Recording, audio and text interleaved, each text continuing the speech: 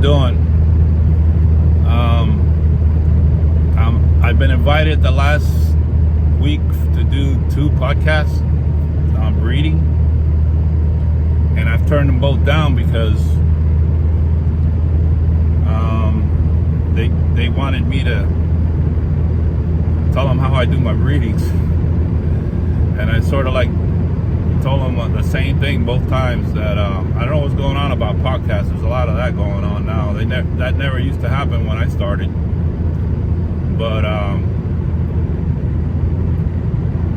yeah, I told them the same thing, both of them. I told them, look, it's taken me decades and a lot of money to accumulate the bloodlines that I have, and the trial and error, the training of all the dogs to make sure that I know what I'm producing throughout the decades, doing practically 4 different sports to get experience.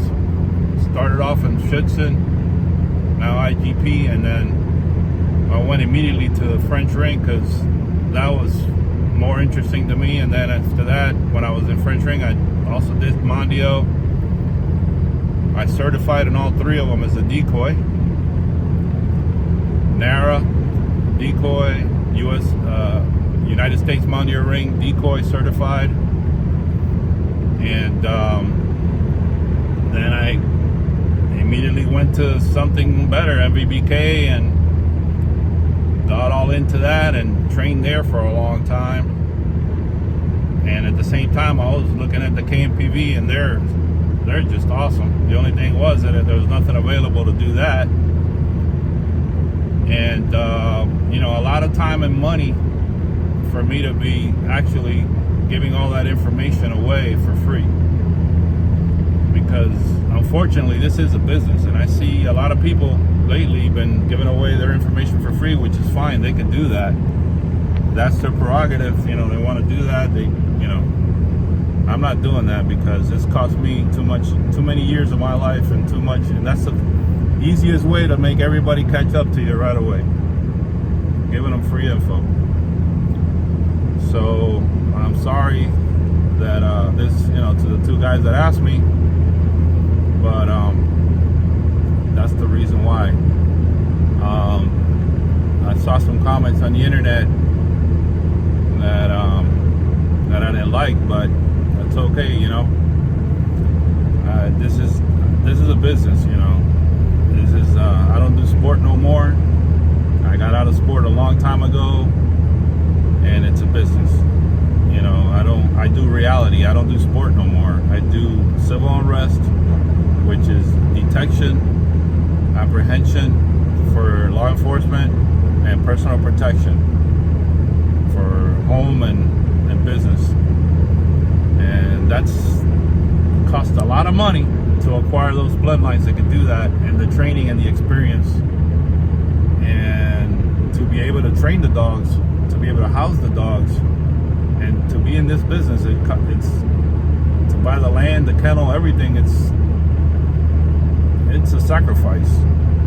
So that's the reason why I turned those 2 down. And also the people that are the breeders, that are trainers, that are doing information, I see a lot of them doing it, and I see a lot of great ones giving good information, and that the information is correct that they're giving.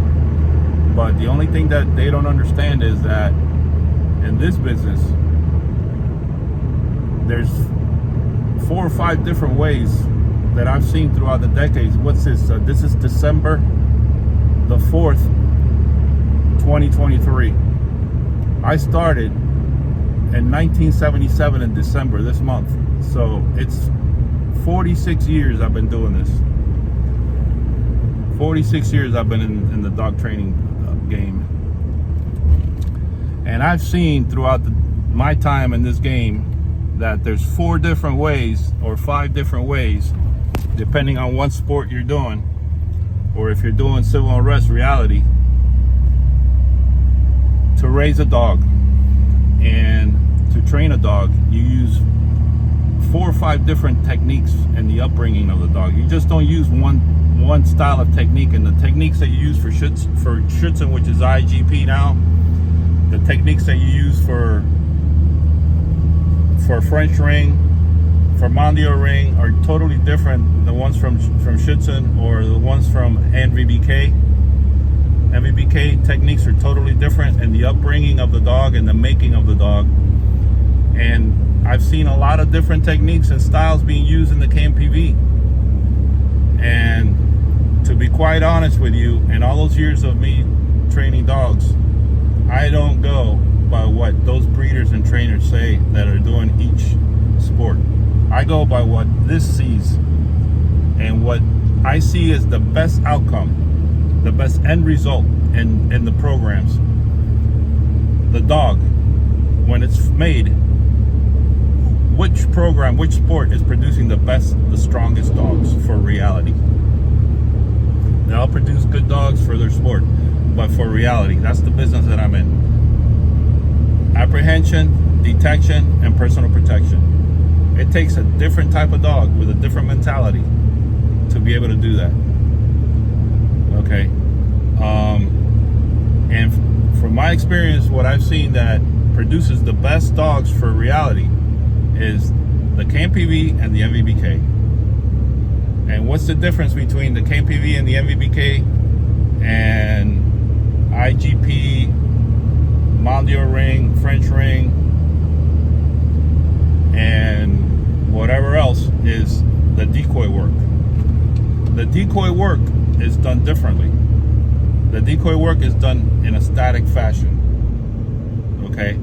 And the other sports, and they're done with the decoy doing all the work. They're running around and they're working in prey drive. And the dogs, most of the time, what they're thinking is biting and holding on, and the decoy is doing all the work. Okay? And they start timing the bite. If it's a 15-second bite, like in French ring, or a 10-second bite, they time it, and they know that after that, there's going to be either an out in the guard or an out in the return to the handler.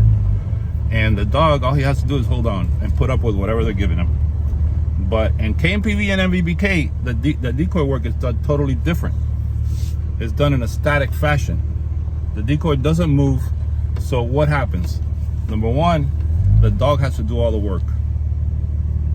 The dog has to bring the fight to the decoy, and he has to stay in the fight, and he has to push, and he has to bite deep, and he has to bite hard.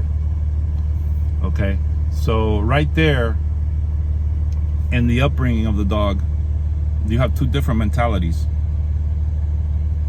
The first mentality is bite and hold on and put up with whatever pressures you see in the trainings and the upbringing of the dog. And the second mentality is the dogs, from a puppy to a trained adult, sees that they have to do all the work. So it creates a different mentality there. So there's two different mentalities. The second mentality, where they have to do all the work, creates more of a fight in their mind. It's like, hey, I have to take you out. This is for real. I'm gonna make sure that I take you out before you take me out. It's more of a realistic mentality. In reality, when someone puts a dog on a person in the street, that person, most of the times, 9 times out of 10, that person freaks out, he freezes, and it's a static bite. And the dog has to do all the work. There's sometimes when the person's on drugs and he can't feel the bite, and he does all kinds of crazy stuff, and the dog has to take care of them there too. But 90% of the bites on the street, the person is stationary and static and screaming because it hurts. So the dog has to know how to bite a static suspect. So you have two different mentalities there. So in my opinion, the reason why the KMPV and the NVBK produces the best dogs for reality, for the street, is because they raise their dogs with static bite work. That's the difference. And it creates a different mentality in the dog. And that's what people that train sport and are lifers in IGP, lifers in French ring, lifers in Mondial ring, don't understand because they haven't done the other side of the trainings. They haven't put the whole picture of training dogs together. So they figure that their techniques that they're using for their sport is the only way to train dogs. And they come out and they say all these things, but that's not the reality of what's going on in training dogs. You have to have the whole scope, the whole picture of training dogs in all the different styles. But I tell you one thing, for reality, KMPV and MVBK rule. That's my opinion. It takes a lifetime. It takes decades to learn this. This is a game of experience. If you do not have the experience, you will not ever get the knowledge. And making dogs is all about knowledge. Breeding dog is all about knowledge. Breeding Malinois and Dutch Shepherds is totally different than breeding German Shepherds. It's a totally different game. It's done totally different. Okay, breeding German Shepherds is much, much more difficult and much, much more complex than breeding Dutch Shepherds and Malinois. And Dutch Shepherds and Malinois breeding is very difficult too, if you want to do it right. You have to understand about line breeding, you have to understand about outcrossings, you got to understand about a lot of things, and you have to do a lot of trial and error, and you have to have decades of experience. So that's the reason why I'm not willing to put out my knowledge in a podcast for free. That's my 10 cents worth. Merry Christmas.